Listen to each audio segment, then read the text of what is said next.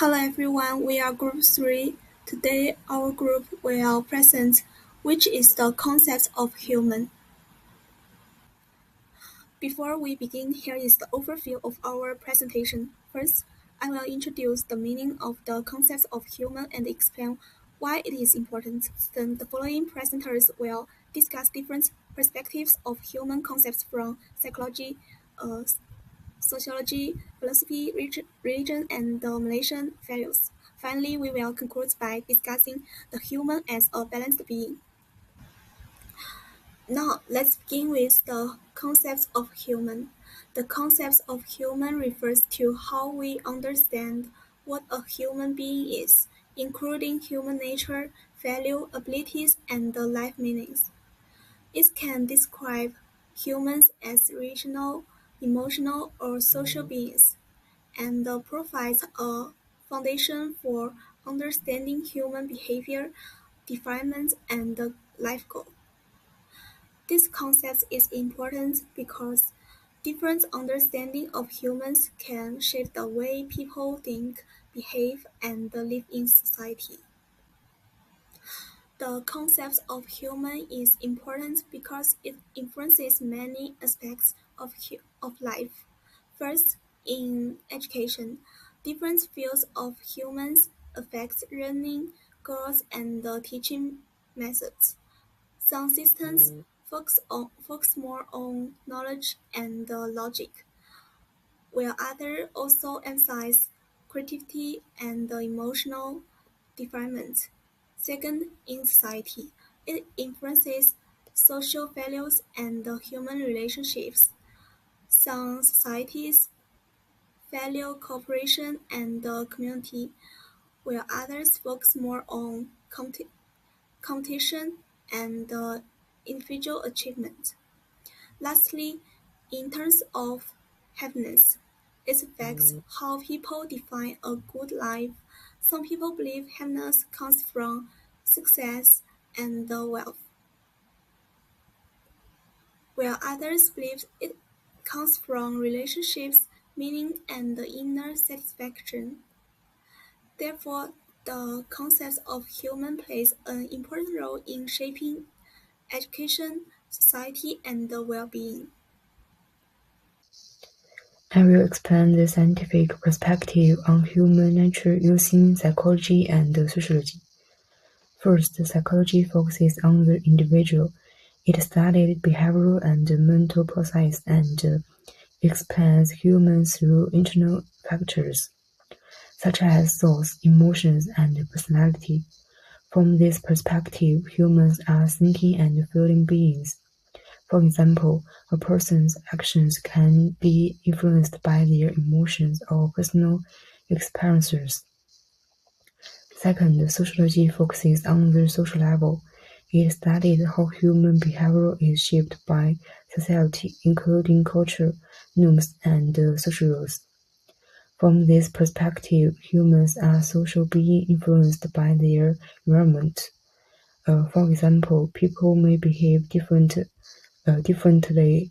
depending on social expectations or cultural background. Therefore, human nature can be understood at two levels, the individual and the social. Psychology explains internal processes, while sociology explains social influence. Overall, human behavior is shaped by both internal and external factors. Now it's turned to the Western paradigm. I will focus on the first two stages, Aristotle and the Christian Middle Ages. Firstly, Aristotle describes human as the rational animal. In his view, reason is the main quality that separates humans from other living things. Without reason, humans would not be very different from animals. For Aristotle, a truly human life means using reason to make good decisions, behave morally, and live together with others in the community. What's more, during the Christian Middle Age, the understanding of human identity changed. Humans were no longer mainly defined by reason, but by faith. People understood themselves as God's creations and servants guided by divine law. Therefore, the purpose of life was not mainly personal self fulfillment, but achieving salvation through obedience and moral conduct. So, in these two stages, we can see an important shift in the Western view of humans, from Aristotle's idea of human as rational beings to the medieval Christian idea of humans as servants of God. And next, my group-mate will continue the later development of the Western paradigm, especially Nietzsche's and Sartre. Today I will talk about the Western paradigm, based on the ideals of Friedrich Nietzsche and Jean-Paul Sartre. First, Nietzsche believed that people should create their own values and become stronger through challenges.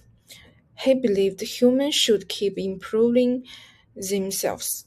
Next, Sartre believed that humans are free to choose their own life. He said, people are not born with a fixed identity. Our choices and actions make us who we are, but freedom also brings responsibility. Both philosophies believed that humans are not fixed. People can create their own meaning and decide their own future. This part explains the concept of human as a servant of Allah. In Islamic philosophy, a human being is first understood through his or her relationship with God. Human life is rooted in faith, worship, and obedience to divine guidance. This means a person is not completely independent, but is morally responsible before Allah for the way he or she lives. So the key idea of this part is human dignity begin with spiritual responsibility. In other words, to be human in Islam is to live with devotion, self-discipline, and moral accountability. So now I will explain the concept of human as Allah trusted on earth. In Islamic philosophy, human beings are entrusted with an important role in the world. This means that humans should uphold justice, care for others, use knowledge wisely, and protect creation. They are accepted to act responsibly for the good of society and the environment. So the main point in this part is that being human in Islam is not only about duty to God, but also about social and ethical responsibility in the world. Okay, next, let's explore how to measure Eastern philosophies. The Hinduism and Buddhism view the concept of the self and the ultimate goal of human existence. Starting with Hinduism, the core idea is a profound unity between the micro-individual and the macro-universe. Hinduism teaches that our true essence is the Atman, our eternal soul. The ultimate meaning of the life is to escape samsara, which is the endless cycle of cause and effect. We do this by realizing that our individual soul is entirely one with Brahman, the ultimate reality of universal oneness. Achieving this perfect vision brings moksha, meaning we are finally liberated from the. Okay, now let's move into the Buddhism. We see a fascinating contrast with the concept of anatman, which translates to no self. Unlike Hinduism, Buddhism denies the existence of a permanent, independent soul. Instead, it suggests that humans are merely a temporary collection. Today, I will briefly introduce two major Eastern philosophies, Confucianism and Daoism. Confucianism views human beings as moral and relational, emphasizing values such as Ren, benevolence, social responsibility, and continuous moral cultivation. It focuses on how individuals should behave within society and fulfill their roles ethnically. In contrast, Taoism sees humans as part of nature. Its core idea is Wu Wei, often translated as effortless action, which encourages living in harmony with the natural flow of life rather than forcing control. In simple terms, Confucianism highlights society and responsibility, while Taoism emphasizes nature and harmony.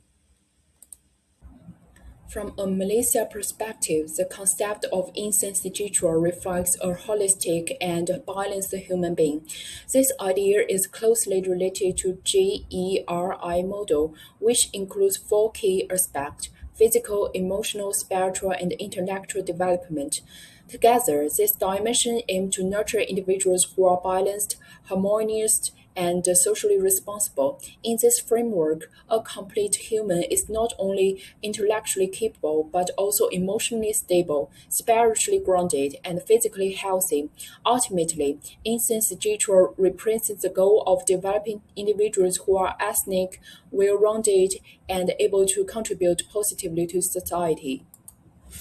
In conclusion, our presentation shows that human beings cannot be explained from only one perspective. Different traditions define humans in different ways. Western philosophy says humans as rational and free beings, while Islamic philosophy says humans as servants of Allah and trustees on earth. Eastern philosophies also give different views. Hinduism and Buddhism focus on the soul, the self, and liberation. Confucianism and Taoism emphasize morality, relationships, harmony, and nature. Finally, the Malaysian concept of Eastern literature brings this idea together into a balanced view of human development. Therefore, human beings are not only rational, they are also spiritual, social, ethical, and ecological beings. The way we define humans shapes how we live, how we educate people, and how we build society. If humans are rational beings, education should develop critical thinking. If humans are spiritual and social beings, education should also develop morality, responsibility, and cooperation. If humans are part of nature, human progress should not destroy the environment. Therefore, to be fully human means more than thinking, working, or surviving.